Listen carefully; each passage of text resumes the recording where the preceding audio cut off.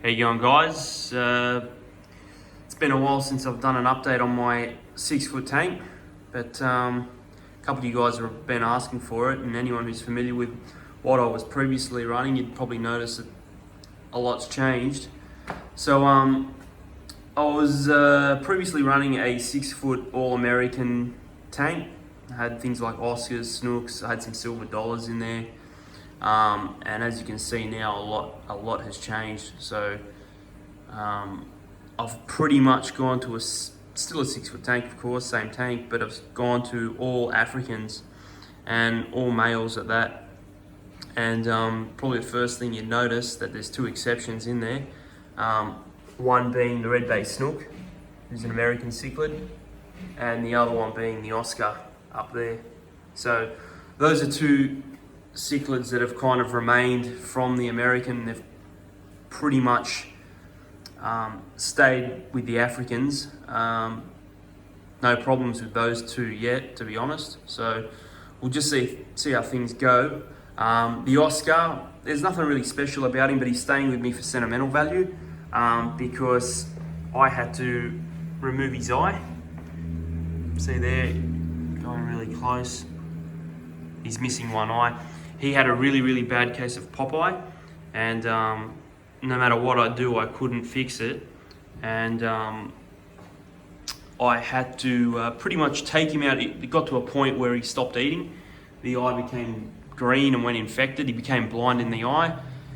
So I thought, what do? You either put him out of his misery or you can try to help him. So I took him out of the tank. I put him in a very small container. I used some clove oil and knocked him out, and I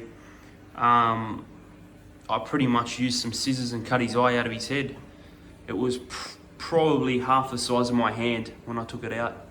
So then I put him back into a hospital tank, and I did water changes every day, treated the tank with salt, Melafix, Pimafix, and now it's over a year later and there he is. He's still going. So he's got a healthy appetite, so there's nothing wrong with him. I've just fed him a whole bunch of super worms today, so he's happy.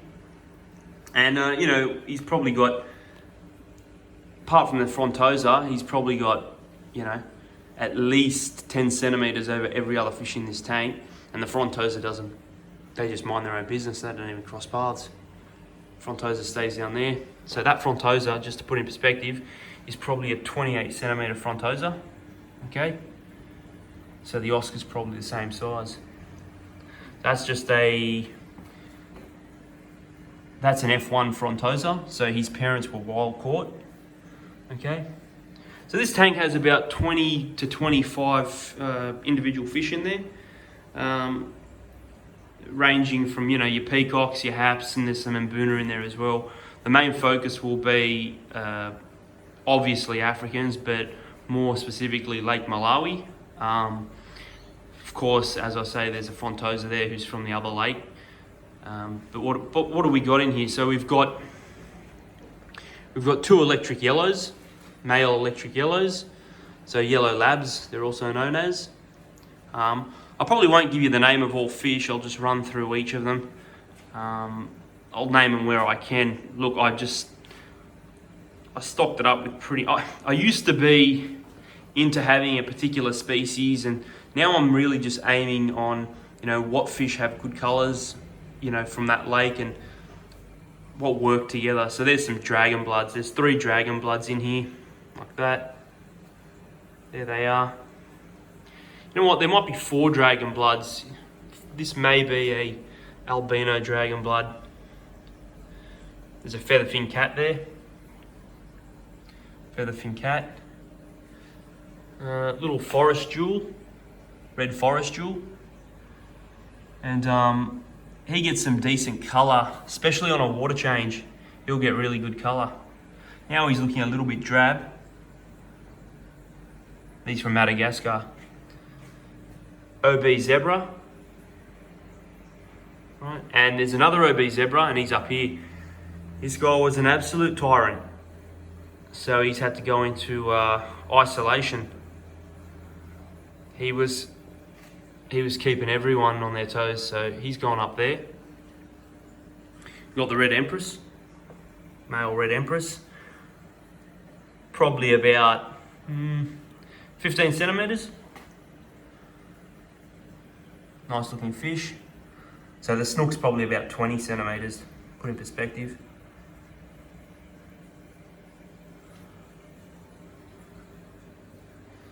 For the most part, these fish are getting along.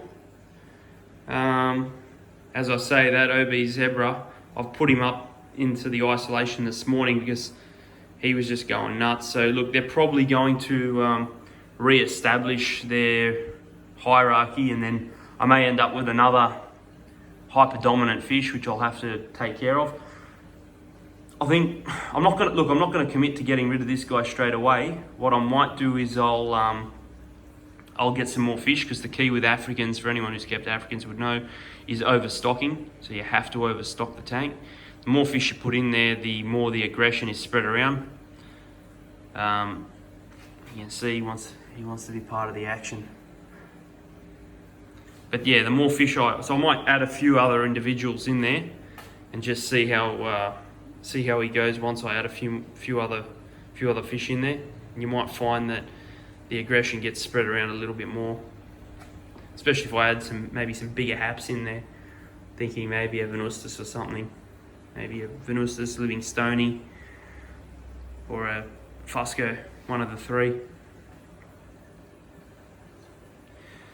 That's where the tank's pretty much at now. What I might end up doing is I might add some aquarium plants in there, and everyone's going to say, oh, well, good luck adding the plants in with the Africans. True, that is true. You generally don't have much luck with plants and cichlids, but have done it before and it has worked. Look, they do end up demolishing the plants, but you know what? For a while they're in there, it does look good. So if it's a case of me having to replace the plants every now and then, so be it.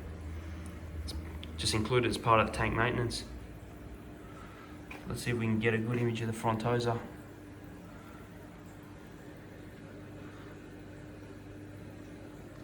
That's him. Yellow lab, there's the Oscar again. He's got the bubble caught up in the eye.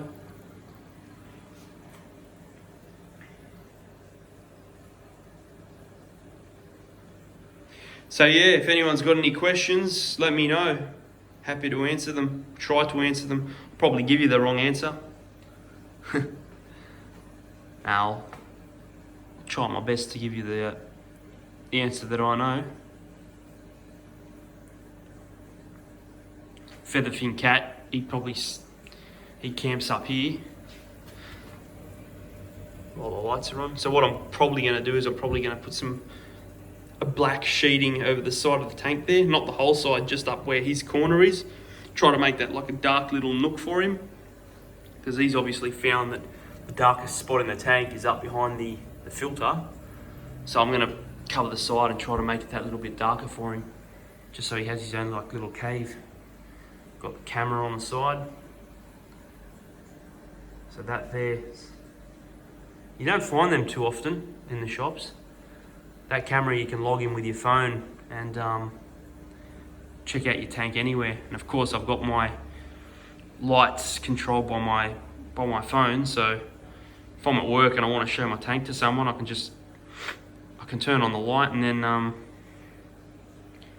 open up the camera. And the camera quality is actually pretty good, especially if you're on Wi-Fi. It works really well. This is the tank. So yeah, in the next coming weeks or months, I'll probably add a couple in. Venustus, Livingstoni, maybe a couple more yellow labs. Filtration on this tank's pretty good. I'm actually running quite a bit of filtration, so that combined with probably a weekly water change, you can handle the bio load. I'm probably cycling the water in this tank, 6-foot tank, 10 times every hour. So filtration's pretty good. As I say, weekly water change.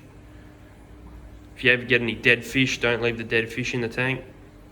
So once they start to rot, you can really stuff yourself up. So that's important. But yeah, the watch this space will be this guy, because he's a nice looking fish, OB zebra. He's really nice. But he's a tyrant. Tyrant Tyson. Yeah, the other ones are a bit of a, there's a few like mongrels in there. I don't know if he's purebred. He might be a bit of a mongrel. Here's a nice little peacock. First peacock I added in the tank. Good colour, and he's got a decent attitude on him as well. So he holds his own in there. And he's probably one of the smallest fish in there. He's probably the size of, I don't know, probably 8 centimetres.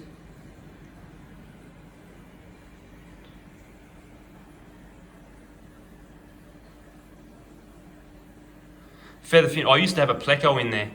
And the pleco, he would take care of all this algae. You'd never get this algae. When I was running the American tank, I would have the pleco, probably the 30 centimetre albino pleco. And I never got any of that algae because he'd be eating all that algae, but he'd be crapping all over the bottom of the sand. So here you can see now, after I've got rid of the pleco, because I'm obviously going to Africans, and I've replaced him with the featherfin cat, you can see the sand is a lot cleaner. You don't get his crap everywhere, but you do get the algae on the glass. So that's something you got to keep in mind. Still running the same background. That's the Universal Rocks background. That was the, I think the model is the Olgas. That's what it's called. Universal Rock, the Olgas.